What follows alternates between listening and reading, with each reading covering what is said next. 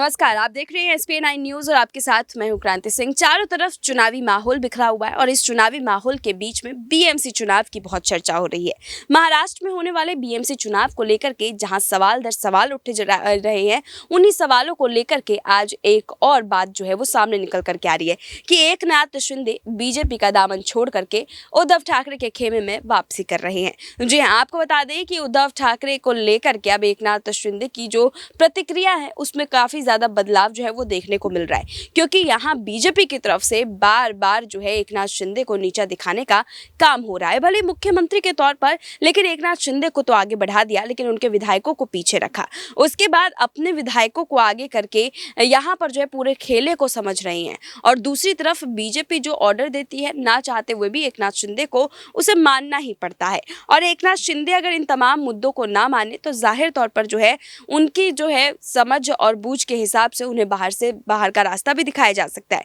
और देखिए, यहाँ पर एकनाथ शिंदे के पास ऑप्शन के रूप में सिर्फ और सिर्फ उद्धव ठाकरे ही सामने दिखाई देते हैं, क्योंकि देखिए उद्धव ठाकरे और आदित्य ठाकरे का वो बयान याद कीजिए जब उन्होंने कहा था कि मातोश्री के दरवाजे हमेशा के लिए खुले हुए हैं, जो भी शिंदे गुट से आना चाहे। तो शिंदे गुट से अगर हम देखें तो कई सारे विधायकों के जो बोल है वो बदलते हुए भी नजर आए और उद्धव ठाकरे की तरफ जाने की बात वो कर रहे थे। चुनाव में अभी समय है, लेकिन उससे पहले कोर्ट का फैसला भी आना बाकी है और ऐसे में एकनाथ शिंदे के ऊपर बीजेपी की तरफ से बड़े बड़े जो है यहाँ पर दबाव डाले जा रहे हैं। देखना बेहद दिलचस्प होगा कि क्या आने वाले समय में एकनाथ शिंदे इन दबावों को झेल करके मुख्यमंत्री के पद पर बैठे रह सकते हैं, या फिर उद्धव ठाकरे के उस व्यक्तित्व को याद करके जो शायद बीजेपी से कई गुना अच्छी लग रही थी उन्हें, क्या वो उस तरफ वापसी करके उद्धव ठाकरे को उनके हक का कुर्सी दे करके क्या यहाँ पर उनके साथ समझौता करेंगे या नहीं, चलिए ये तो आने वाला समय ही बताएगा। लेकिन ये एक पहलू था